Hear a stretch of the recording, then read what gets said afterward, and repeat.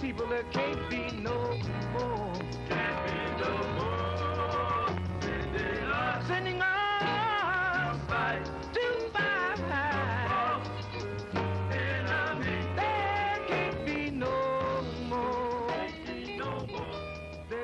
Welcome to A Message to the Grassroots. I'm your host, Michael Zinzin. Our program is live tonight, so feel free to call in. It's live and entitled Community Control First, then Community-Based Policing.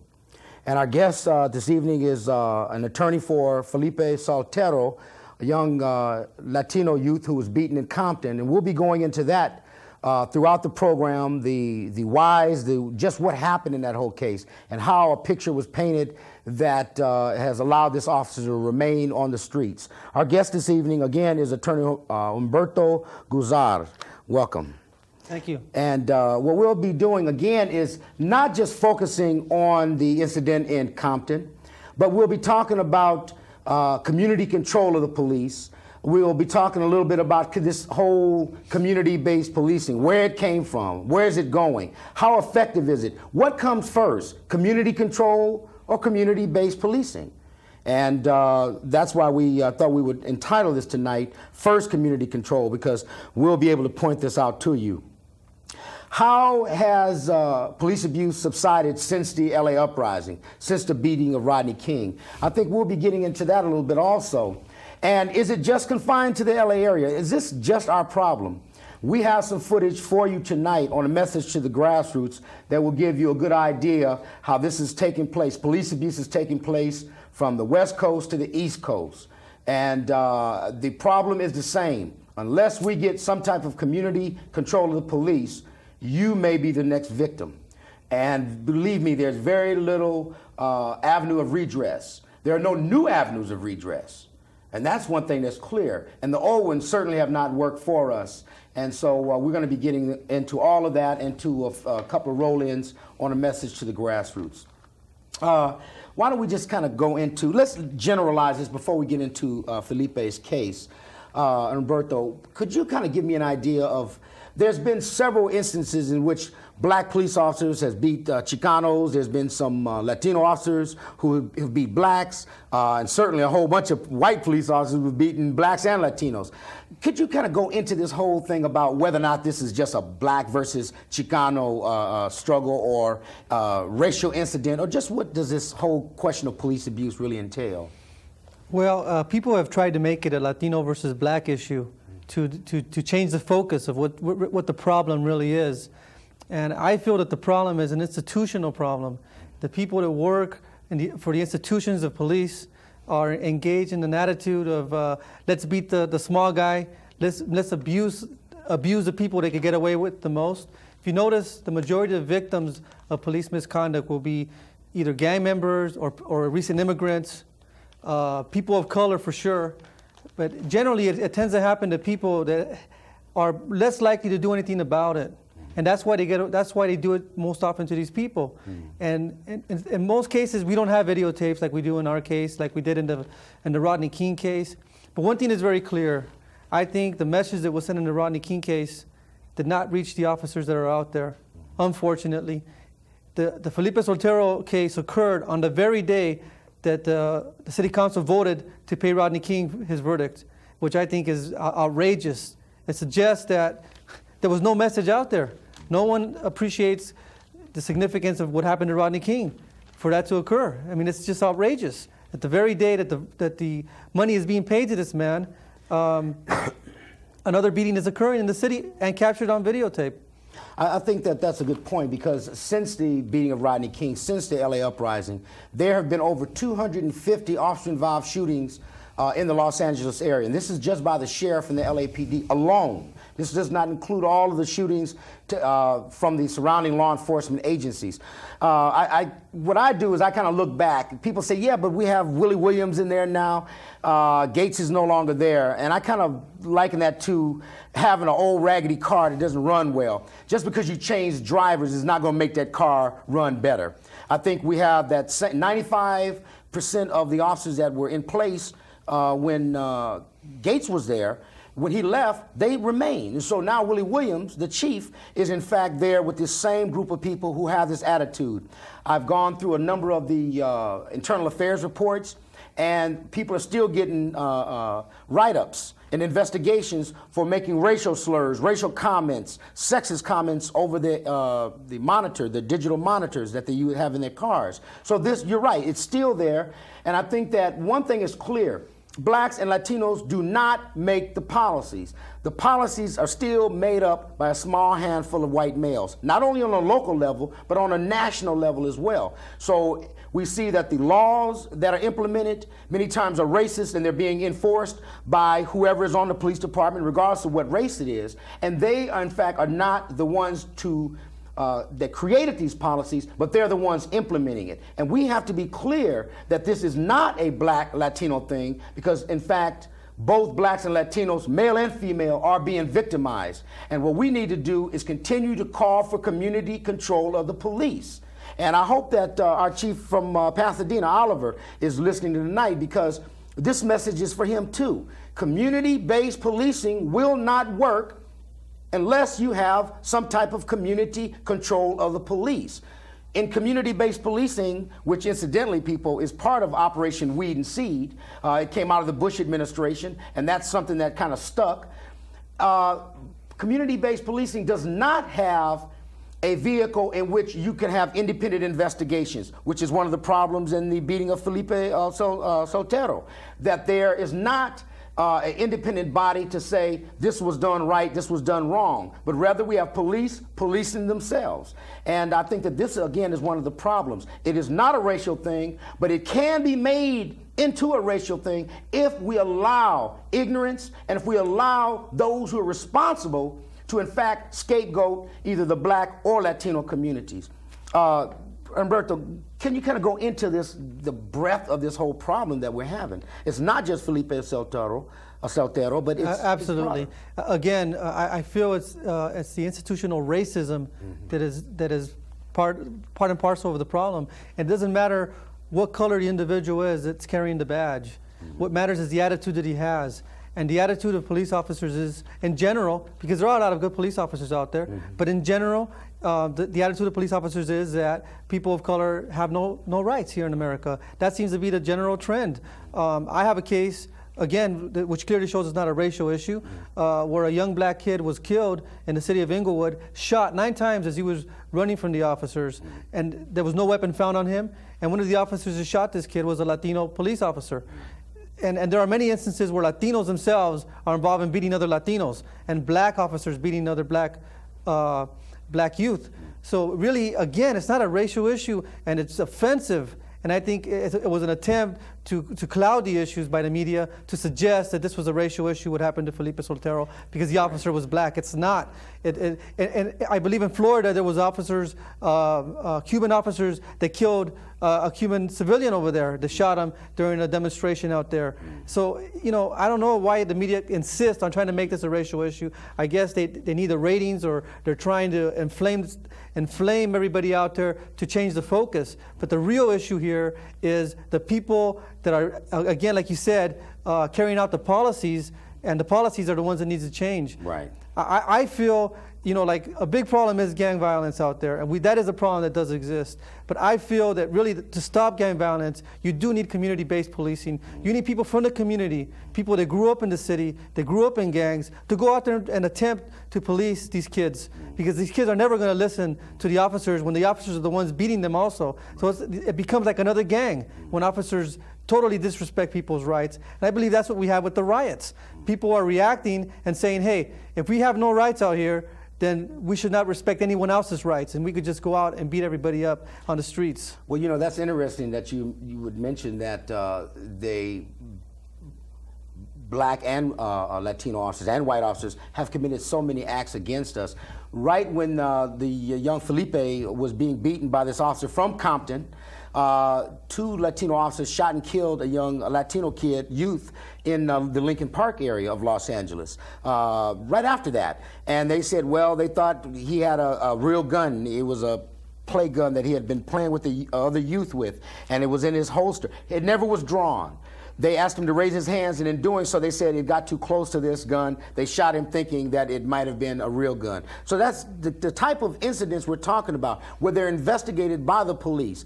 Another thing that I think that you mentioned that was interesting is how the police find themselves in a position where they can't do the kind of things some of them would really want to do. Some of them really want to help participate in bringing about change in our community. And it's very difficult because, for instance, the DA's office and many police chiefs have refused to recognize or endorse the gang truce that was initiated by Crips and Bloods in Watts. We don't have a gang truce here, and certainly it would be do us justice if people would come out and endorse this gang truce. That's one way of giving these young people support, and then begin to see how we can bring about the kind of changes through jobs and through justice, so that these young people can fit back in to a system that will have justice for all of us. And I think that until that happens, we're still going to have to demand community control of the police, independent investigations, independent prosecutions, because of the sweetheart relationship of the DA to these local law enforcement agencies.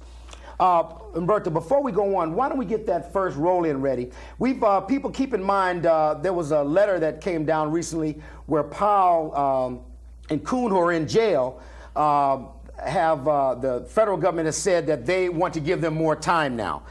They got almost 3 years, and now they're talking about giving them several more years. And Kuhn is just up in arms. He's got letters going out saying that he didn't do anything wrong and that he has never really been a bad cop and everything. Well, there's a little piece that we want to show you in which Kuhn is involved in a beating, and this particular footage that was taken, strangely enough, was dubbed the taser dance. It was dubbed the taser dance because the officers got an enjoyment in seeing a person tasered, and then the movement of the body as they're moving around from all this voltage going through their body, and then the person kicking this man in his groin is none other than Officer Kuhn. So why don't we go to that roll-in, and we'll be right back on a message to the grassroots.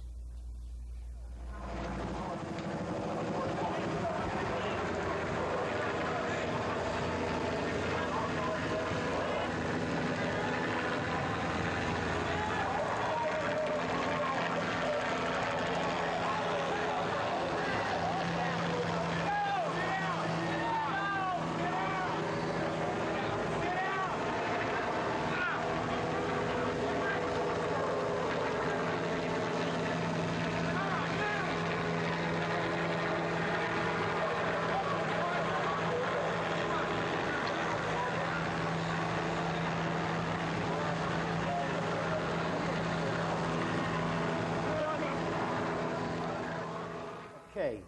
Again, you are watching a message to the grassroots, and our program tonight is live and entitled Community Control First, then Community-Based Policing, and our guest is Humberto Gazar, and he is the attorney for Felipe Soltero. And the piece you just witnessed is an incident in which a guy was involved in a traffic accident. He was dazed, and they felt as though he may have been under the influence. And so that's why he was tased, and he was then trying to conform to what they were saying. But again, he had been in a very serious accident in which the bone in his arm was actually protruding through his clothing. And that was Kuhn, Officer Kuhn, involved in the Rodney King beating, who kicked him, and the others threw him down. There's going to be a couple of more short little pieces as we go through this program this evening on a message to the grassroots. And we will just want to let you know that the problem is still there, and that as long as the problem exists, you have an obligation to get involved in getting some type of justice, some type of police accountability. And one of the most recent ones is Philip Soltero. I was one of the with the organization Coalition Against Police Abuse, Mother's Rock, and others who had the first demonstration around this. When we saw what went on, we immediately called a demonstration of blacks and Latinos from all over the LA area. And we went down there to begin picketing and demanding justice, demanding an independent investigation. And that sparked a lot of debate, a lot of discussion. This was, in fact, a black officer, and we would be opposed to anyone calling him out of his name or a racial slur, just like we would be opposed to them calling a Latino any kind of racial name. But that does not negate the fact that there was a beating taking place, which you'll see a little bit later on. It does not negate the fact that the police then policed themselves, investigated themselves, and it does not eliminate the fact that the DA's office refuses up to this point to file any kind of criminal charges. Perhaps, again, you can talk a little bit more about this general problem we're having. I know that there was another case you talked about in which a kid was shot 9 times, and also generally about the type of Felipe Soltero cases that exist and how what kind of role the community should play in kind of publicizing these incidents.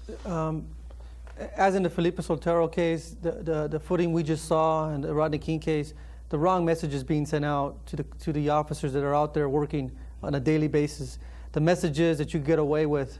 You get away with beating the crap out of people. You can mistreat people, and what's going to happen to you? Unless there's a videotape, nothing.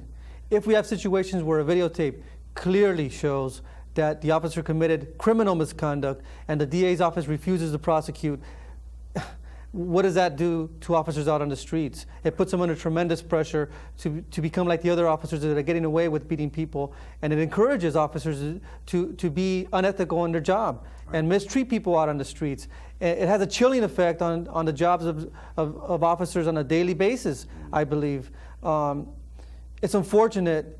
Gil Garcetti, the chief district attorney, the man in charge of the whole district attorney's office, has refused to meet with us, myself and other attorneys on this case. He has refused to meet with the family of Felipe Soltero. He has refused to meet with the Mexican consulate, which has shown an interest in this case because of the fact that they feel this is a reflection of the type of attitude that is current in our system of immigrant bashing, of mistreating Latinos in the community. He has refused to meet with them. And yet, when he ran for office, he put himself out on the platform as being a Latino, as having a Mexican mother, and that he was from East LA. And he indicated to everybody that he was going to, provide us access. Instead, he has disenfranchised the community. He has refused to meet with us. And we are offended by this because I voted for that man. Myself and other Latino attorneys and other people from the community voted for him. A lot of minorities voted for him. It was endorsed by a lot of Democratic groups. The Mexican American Bar Association supported him, and yet he has refused to file charges or do anything to Michael Jackson. Michael Jackson is walking around free. Also in the Taylor case, after a year of investigating, it took him a year to decide that a woman getting shot 9 times, I believe it was just armed with a knife by herself, that was probably very upset, did not merit the finding the prosecution of charges. And I find it very strange that in Felipe's case, they have not filed, whereas in the Rodney King case, they did. I believe because of the tremendous outcry in the Rodney King case, they decided they had to. And even when they did, we saw that we needed the federal government intervention in order to redress the issues involved in the Rodney King case. Right. And I think, what are we going to have to do here? We're going to have a federal government supervising what is going on. I think it's heading in that direction. It seems that we're getting back to the times where, as in Alabama, where the National Guard had to go in to protect the people from the police officers and the people that were running the government. And Garcetti offends the community by refusing to meet with us and not even indicating why he hasn't filed charges. I think it's a shame. And it has a chilling effect out there on officers. If they don't file charges against this officer, it's just suggesting and encouraging other officers to beat other people out on the streets is what it's doing. It's interesting, people, that these are the same types of discussions that went on across the airwaves, across radio, and in our communities prior to the LA uprising, prior to the 1965 uprising, prior to the uprisings in Chicago, New York, and Miami, and other cities throughout the country. And we would always look back and say, if we'd have just been able to do something before this happened, if we were able to do something when we began hearing these discussions come about more and more often, more and more frequently, we witnessed police abuse. If we had only spoke up then, I'm asking people to speak up now. We've got to recognize that you cannot address the question of crime by committing more crime. If we're opposed to crime, we should be opposed to crime regardless of who commits it, whether it be you, me, or the LAPD, or the Pasadena Police Department, or the sheriff, or the Compton Police Department. And we should be opposed regardless of who is being beat down, whether it's a homeless person, whether it's someone with psychological problems, or whether it's someone who they think may be a suspect in any type of crime.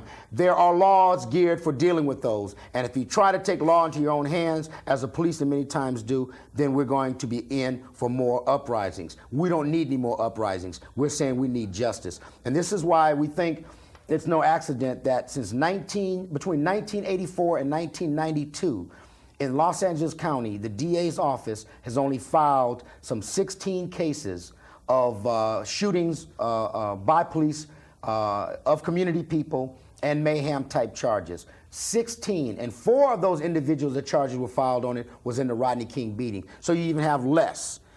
In the case of Sanji Taylor, a black woman shot 9 times, most of the time in the back. The DA said, well, there's evidence, but there's not enough, so we're not going to file criminal charges.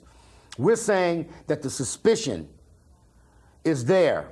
We're saying that the DA's office has a record of not addressing the needs of our community, and this is why we're calling for an independent investigators, and an independent prosecutor because of the sweetheart relationship the police and the DA have. It's understandable, it's not justified, but we know they work on different types of cases every day. And then for them to have to turn around and file criminal charges against someone who they may have been close to in a rape case or a brutality case of any type, it's difficult, and we understand that. And this is why we're saying, we need to demand independent investigations and an independent prosecutor, because the present DA's office is not capable of dealing objectively with the crisis that we're facing that is continuing to grow. We only have a few more minutes. Why don't we just kind of get into this a little bit more, because there was another case, John Daniels, a tow truck driver. Iverson, the officer from the LAPD, who pulled him over. Incidentally, I don't know if people were aware, but this tow truck driver, Daniels' father was also killed by the LAPD. And it was his fear, when he was pulled over by this officer, he was so fearful that he walked over a few steps to the, at the gas station, to the booth, and slipped a note to the gas station attendant saying, if anything happens, call my boss. Here's my number. And sure enough, the officer said that he tried to flee, and the only way he could stop him was to shoot him once through the chest, killing him. And the officer went on trial, and lo and behold, he was found, it was a hung jury. And so now the DA's office is talking about refiling that case. What we're saying is it's all too familiar that there's cold-blooded murder, and there's some people out there to say, well, he must have did something wrong. There's just no way that this officer would shoot him down like that. That's like saying racism doesn't exist, and that if blacks are hung, we must have did something wrong. And I'm saying that racism does exist, and it also exists in the police department. Yeah, I think the racism that does exist is a big problem, and a reason why we have verdicts like what happened in Simi Valley. Basically, you have 2 different mindsets out there, and the majority is the conservative, unfortunately, because they're the ones that vote more. The people that aren't conservatives don't vote as much, and we need to get people out there voting so we could have more people on juries that have the different mindset. Right. If I may, the 2 mindsets are, one point of view is that they see a beating like the Rodney King case, and they say, there's nothing, absolutely nothing, that could justify what they did to Rodney King. And any human being that is not prejudiced in his heart will see that videotape and say, that's correct. There's absolutely nothing that you could say or justify for that beating that occurred.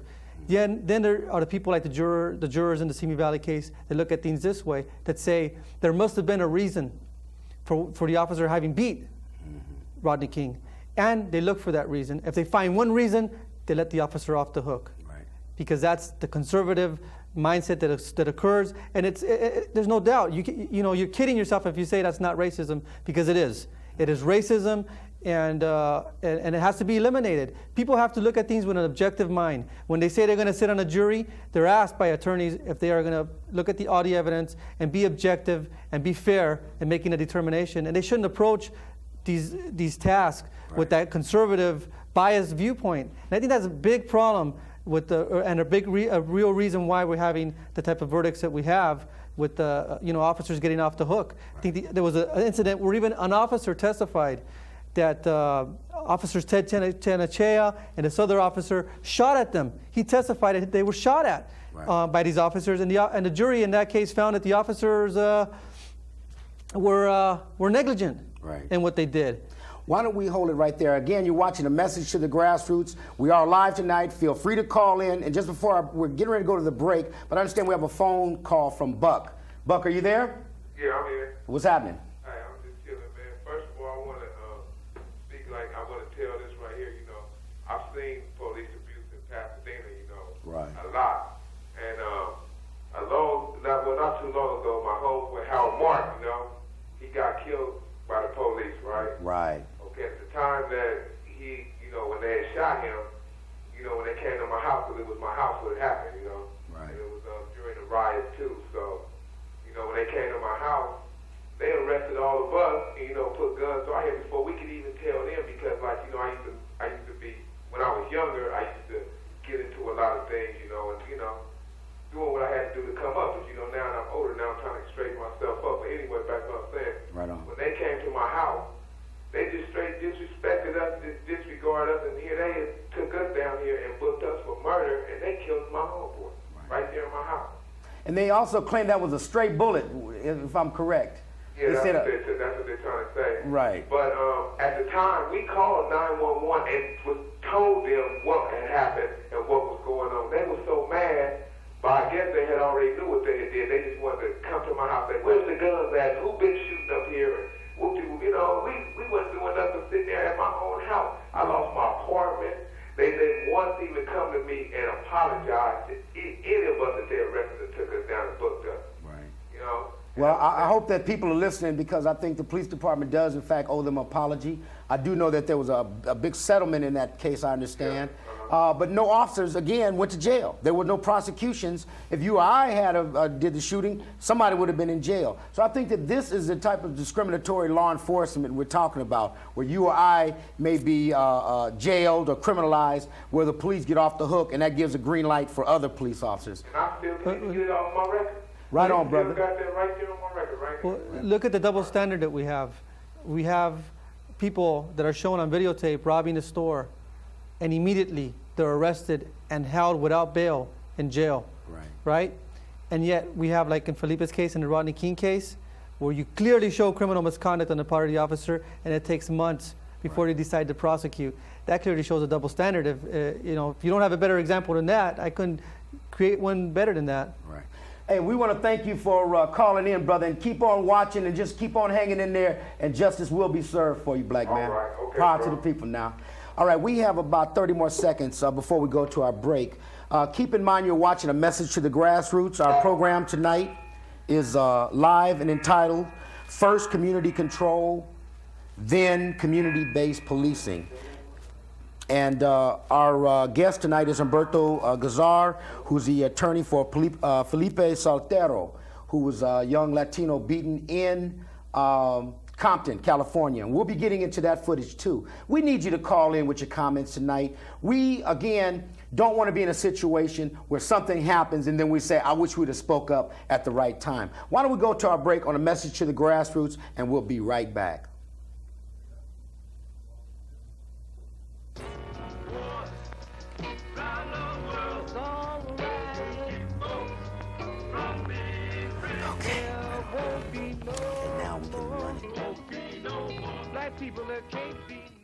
Hi, we're Los Lobos. Survival is important to every community. And right now, AIDS threatens all of us. The only cure for AIDS is prevention. You don't have to have sex, but if you do, Stay with your own partner and use a condom to help protect yourself. please avoid drugs, and especially don't share needles. Look around at your family. And your community. That's who you're saving, because survival means preventing AIDS.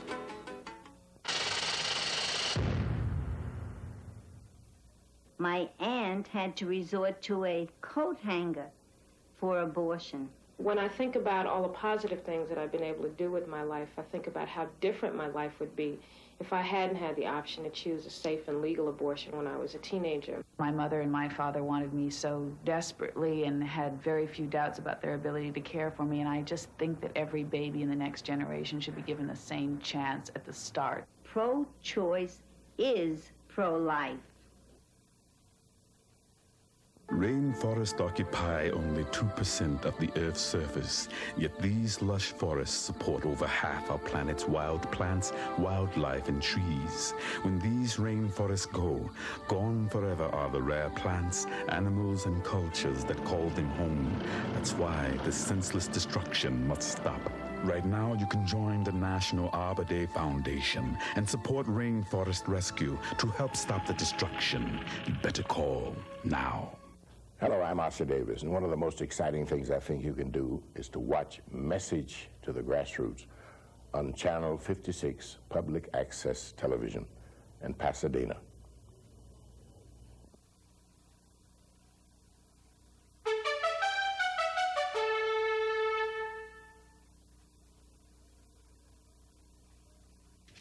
Imagine the Casbah of Morocco and the marketplaces of Senegal and the Ivory Coast, right here in Pasadena. The African Marketplace takes place on the first Saturday of every month. Authentic African and African American fine arts and crafts, clothing, food, books, cards, and jewelry are sold. One-of-a-kind, imported and locally crafted gifts for everyone's taste can be purchased.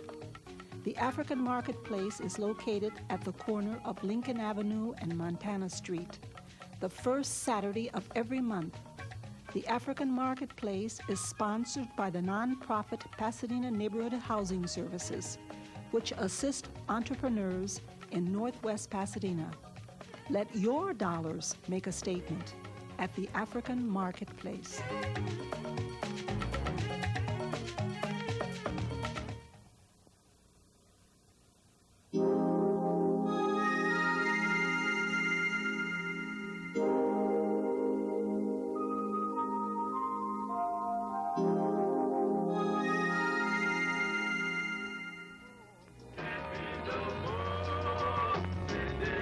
Sending us fight to fight. There can't be no more. Okay, again, welcome back to A Message to the Grassroots. I'm your host, Michael Zinzin, and our guest tonight is attorney Humberto Guzar, and I like to get that right. He's the attorney for Felipe Saltero, a young Latino youth who was beaten by a black officer in Compton, Officer Jackson. And we'll be getting into that in just a little while. Again, remember, we're live tonight. We need your calls in. We need your support. Keep in mind, we're 6 years old, this show. We've been here since 1988, and we want to be here another 6 years. But we need your support. And one way is to call in with your comments and with your questions to our guests and myself on A Message to the Grassroots. Why don't we go into that? Is that second roll-in ready? Perhaps you can let me know when. It's an incident that happened in Boston, in the Massachusetts area. Again, a young Latino from El Salvador, Cristino Hernandez. And he was also beaten and was videotaped. The problem is that when they showed it to the judge said, well, he was resisting because his feet were kicking, and in fact, his feet were kicking because they had took his arms from behind and lifted them straight up, ripping them from the sockets. And so you're going to see that when that video is ready, and then we can, is it ready? Okay, that's okay. It'll be coming on very shortly. That case stirred a lot of people, and I think that you need to see this. You need to have it burned in your mind because it could very easily happen to you. Okay, that roll-in is ready now. Why don't we go to that second roll-in, and we'll be right back on A Message to the Grassroots. They're gonna be in big trouble, you guys. Wagon, and we want slingshot. You're not supposed to do that to him, okay? He's really sick, and you get it out of the house. You guys are gonna be in big trouble. You're gonna be next. Oh, you think? Keep doing that, all right? He was inside the house. They're not supposed to be taking him out of the house. He's really sick.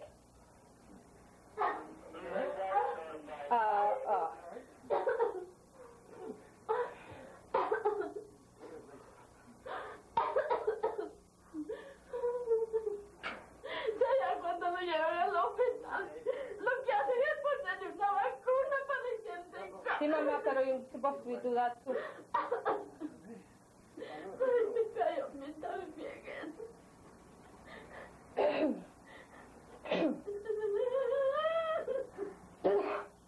That's after you put it in the ice. Have the wagon come over by Claxon. They'll see my cruiser.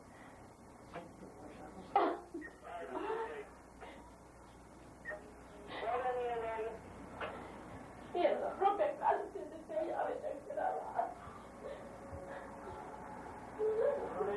1. Billy, we got him handcuffed and everything. He's just in trouble. Take your time. Come on over. Ay, sí, está bien fuerte.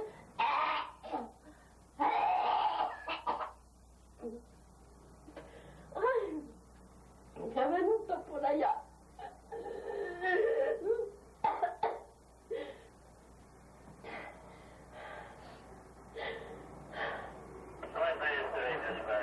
Pero si ya lo tienen amarrado, ¿por qué no lo dejan?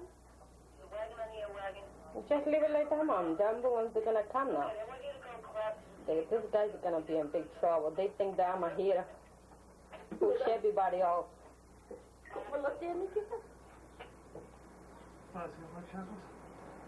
got my stuff on right now. They were closed with shackles.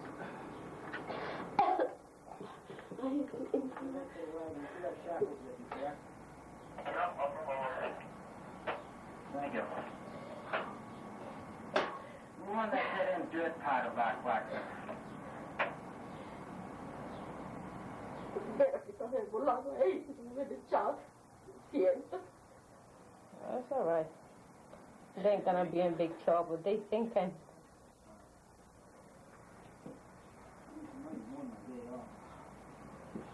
Tú tienes amarrado y descanso de vida. He doesn't take it to the hospital. Okay, look. See? What's the matter? They're not gonna do nothing. They're not gonna do nothing to you, okay? Step around in front of us. They're not gonna do nothing to you. We're not gonna try to do nothing to you guys, all right? Todavía, mira cómo tienes los más de todo. Ay, ay, ay.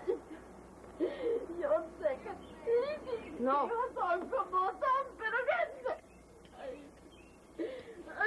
You are the one that called. Ahí en la adentro, cómo está de fuerte. Yeah. I know, but that's nothing for you doing what you're doing. ¿Llamaste a la ambulancia vos? No. ¿La habías llamado desde allá? No. Vecino, te What are you dije, waiting for to take it to the hospital? Huh? No, they're He gonna is take it to not the right. jail, all right? They're gonna take it to the jail. They're not gonna take it to the you hospital. do gonna go to jail. Mamá, See, por favor. my mother is bad for her heart. What are you waiting for? You What better are you do waiting something. for? You guys run away. Because they're gonna be in big trouble. My mother, she's gonna have a heart attack, and then they're gonna And be you're in big gonna go trouble. to jail. I'm telling you that. I'm telling you for the last time, take it in. I don't care. You can take me to jail too. My son is in my...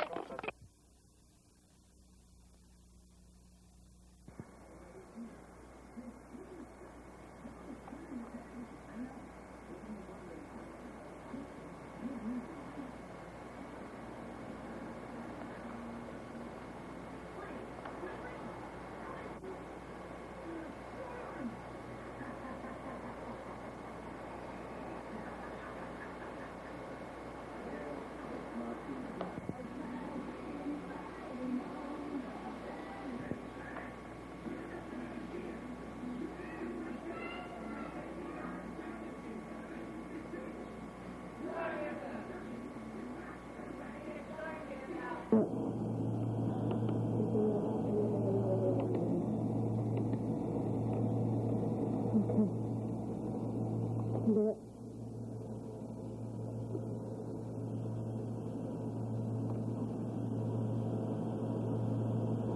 is my brother. That's what happened with the police did with him.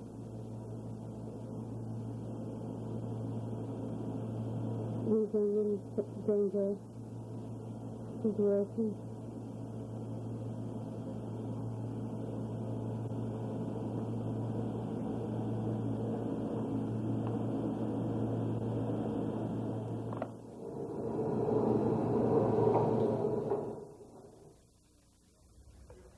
Okay, again, welcome to A Message to the Grassroots. I'm your host, Michael Zinzin. And just a little background very quickly. Cristino Hernandez was the Latino who was, the officers had their feet on his back. He died. He died of asphyxiation. They had their knees on his back so long. His arms were literally ripped out of the sockets, pushed forward as he laid on his stomach, and his arms were blue and he asphyxiated.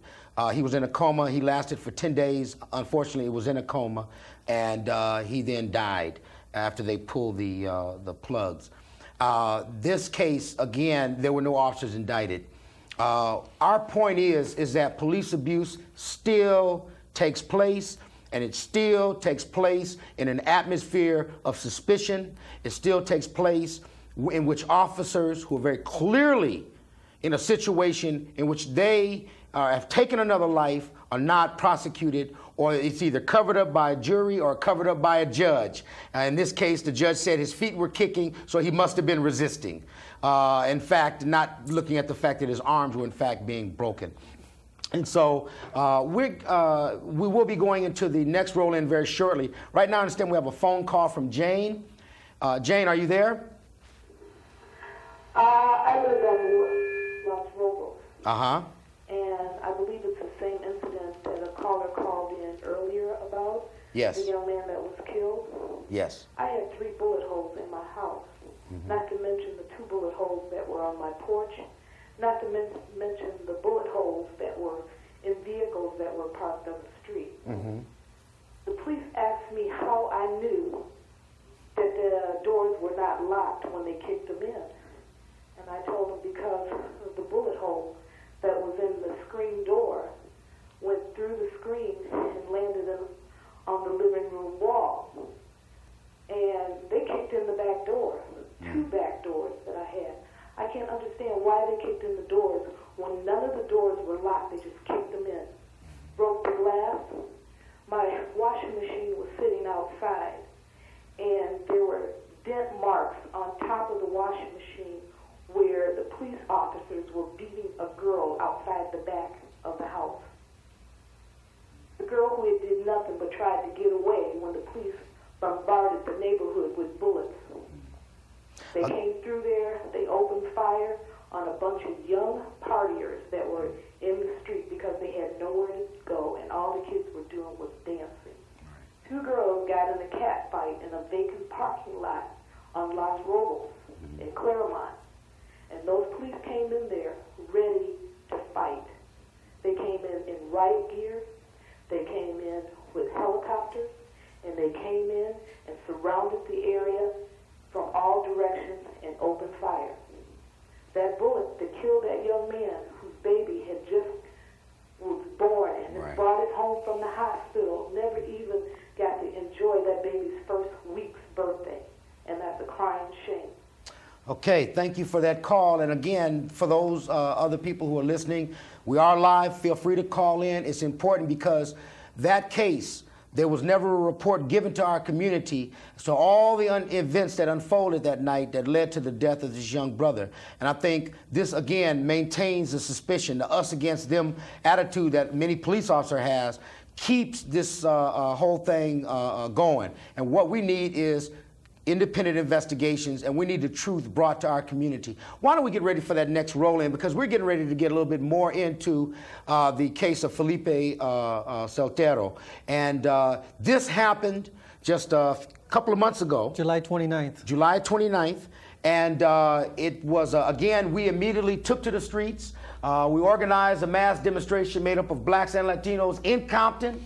and we were demanding justice, not because it was a black officer, not because it was a Latino youth, but because we wanted justice and we wanted some accountability, police accountability. And regardless of what the color of the officer is, we say they have no right to beat, maim, or shoot us down in our communities. And this is one reason why we need to take a very serious look at the kind of repressive laws that are coming down. There are not jobs, there's not justice, there are more prisons, more jails, and laws like 184 and 187. And what we're saying is, and we'll get a little bit more into that too, because I hope and everybody's listening is going to vote no on 187 and 184. Okay, that roll-in is ready. Why don't we go to it, and then we'll get back to our attorney on a message to the grassroots.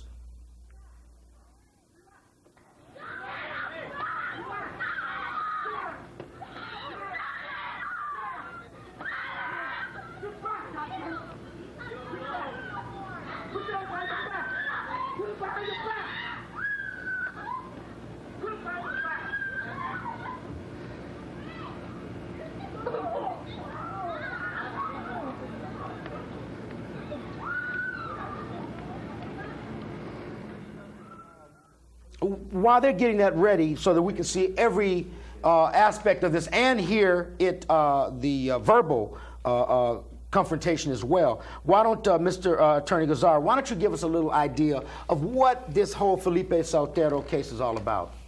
Well, I said from the outset of this case that the beating is indicative of the immigrant bashing that's going on in the community. We know that 187 is a move by people who consider themselves supreme to other people, and it's an attack on the community, and it's been going on just prior to this beating. It's an attempt to totally take away constitutional rights from U.S. citizens, and that's one thing people haven't realized that this provision requires. It would provide that any suspicion of a person being having a parent that is illegal alien should not receive an education. Right. The right to have an education, if you're a U.S. citizen, is a constitutional right.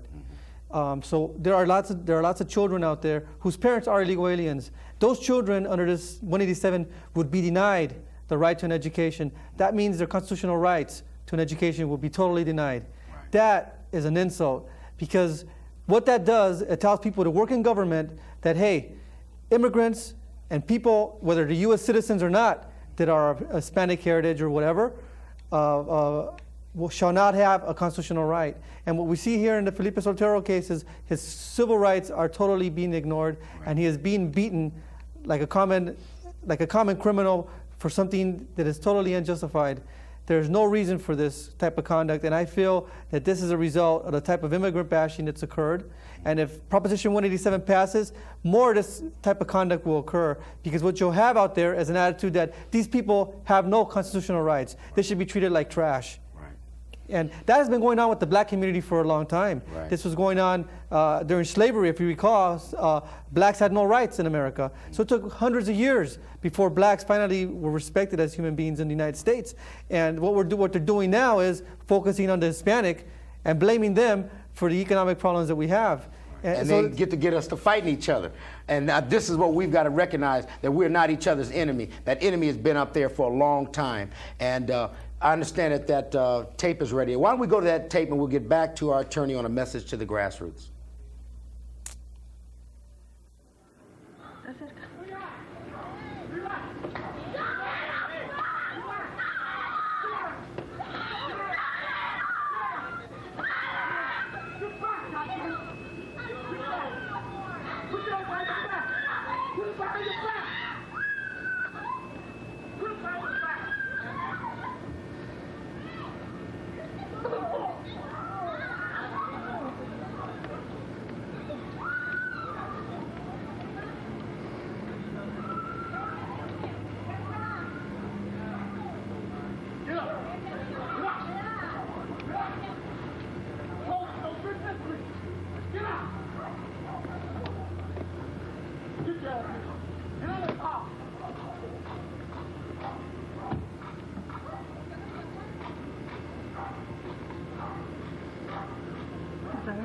Sí, cuando me estaba pegando.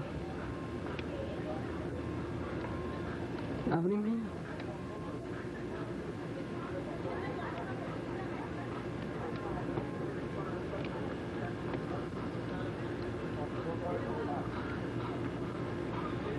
Abre bien. No, es que pueden verte. Okay. Again, welcome back to A Message to the Grassroots. We are live. Feel free to call in with your responses. We're saying we're opposed to police abuse regardless of who is, what officer and what race of the officer. We're saying they're racist policies and they need to be stopped.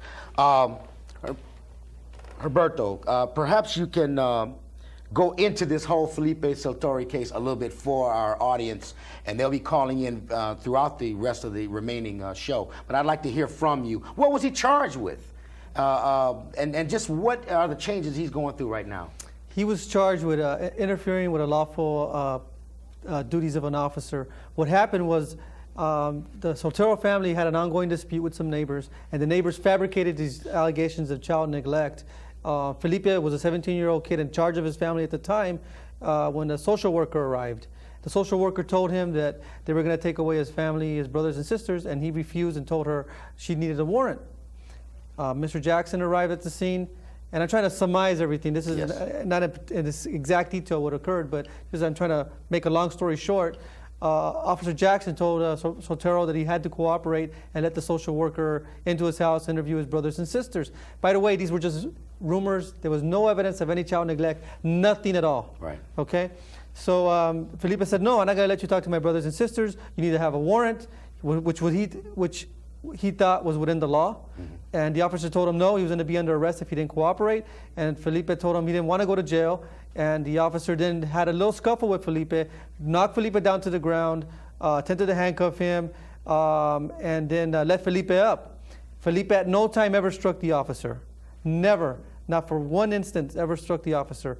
Then the officer, from that moment, you can see what happens in the videotape, began to plummet on Felipe. You know, in the Rodney King case, there was a big issue about whether or not there were head blows, and there was a lot of experts that Mr. King hit his head on the ground. And what we have here in this case, from the very outset, unequivocally, you have a blow. The very first blow is to Felipe's head. Right. Then there's continuing blows to Felipe's head. You can see him clearly on the videotape. And then once Felipe is completely subdued, you have this officer jumping on his back, picking him up like he's pumping iron, and throwing him up against the car. Right. If you're a human being with any type of spirit, any type of human decency in you, by looking at that, you have to say that this is outrageous, that this is a criminal misconduct, and the charges immediately dropped. Right. What the district attorney's office is telling us is that they're investigating. Right. What is it to investigate when you have a videotape clearly showing this type of criminal misconduct? It's outrageous for them to ignore us and not talk to us and tell us that they're investigating. It insults our intelligence to say that they're investigating. When you clearly have the conduct captured on home videotape here. Right. Why don't we go to this next phone call? We only have a few more minutes and we'll get back to our guest. Rita, are you there? Hi, this is Hello. Talk to you. Okay, I'm wondering now, most of these police officers seem to be very hot-headed and, power struck. Yes. Now, what are the requirements? Shouldn't they have a college degree rather than just a high school? Wouldn't the discipline of having to go through 4 years of college and maybe more would allow them to be more cerebral and think through something rather than use just a lot of physical... That's one of the best suggestions I've ever heard. I totally agree with that 100%. I think that we probably can add a little bit more to it, though. I think what's important, Rita, is the fact that whether they went to college or not, if you have guidelines that would punish them or criminalize them for getting out of line and for brutalizing someone, they'll think twice. Once they began seeing that they have to dig in their pockets to pay for damages,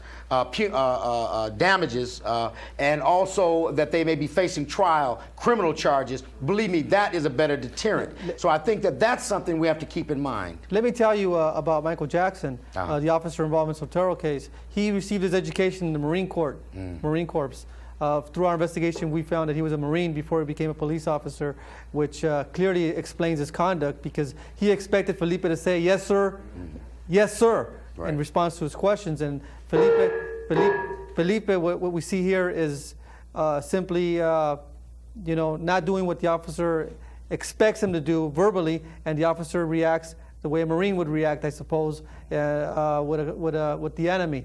And Felipe is not the enemy. He's a 17-year-old Christian youth leader of a church. He's not a gang member. And there's nothing to justify what this officer did to him. Humberto, there was a demonstration at the criminal courts building on Temple last week. There was a number of people that turned out to support Felipe, demanding that the DA respond, that there be charges filed against this officer. And as the lady said, we need more ideas from the community as to how we approach this serious problem, these hot-headed police officers, the us against them mentality that they tend to bring to our communities. And again, we thank you for your call, Rita. But this is what people are searching for, answers. We only have about 2 more minutes. Could you just give us an idea of what the community can do to get involved? Well, the most important thing is we need to register to vote, to elect people that are going to be responsive to us, to the community in general. Unfortunately, that's what Gil Garcetti sold himself as, being responsive to the community. Again, saying that his mother was a Mexican from East Los Angeles and that he was a Latino. And he got a lot of Latino support, a lot of Latino and black support for his office. And yet, he has not been responsive as he promised. He's the typical politician, and unfortunately, even though we voted for him and the power was able to select him, we need to let him know through letters. We need to demand that he do something in this case. He's the one with the ultimate power, and he's the one with the ultimate call in this case. And people need to let him know that we voted for you, and we want you to act on our behalf and not disenfranchise us. We're part of the community. We're here, and we're citizens, and we're entitled to your representation. We're entitled to your action here. Right, and I think that, again, I'm with the Coalition Against Police Abuse also, and if you'd like more information on the Felipe Soltero case, or how you can get involved, Rita, Buck, all the folks who called, give us a call. We're listed in Los Angeles. The Coalition Against Police Abuse, or Michael Zinzin, myself, is listed right here. There's one thing that, as we wind down, we only have a few more seconds, that we have to say. One, people, we need you to turn out and vote no on 187 and vote no on 184. We don't need to further criminalize our youth. More prisons and jails are not the solution. It is a racist attack on an already downed individual. And now they got their foot getting ready to stomp, and they're actually making profit by building more prisons and jails. We don't need to let them scapegoat Latinos, Haitians, Jamaicans, or any other people in this country by voting for 187. Vote no on 187 and no on 184. This is Michael Zinzin on a message to the grassroots saying thank you, forward ever, backwards never, all power to the people. See you next month.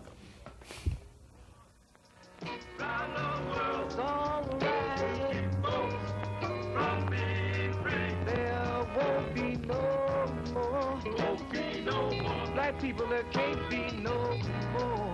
Can't be no more. Sending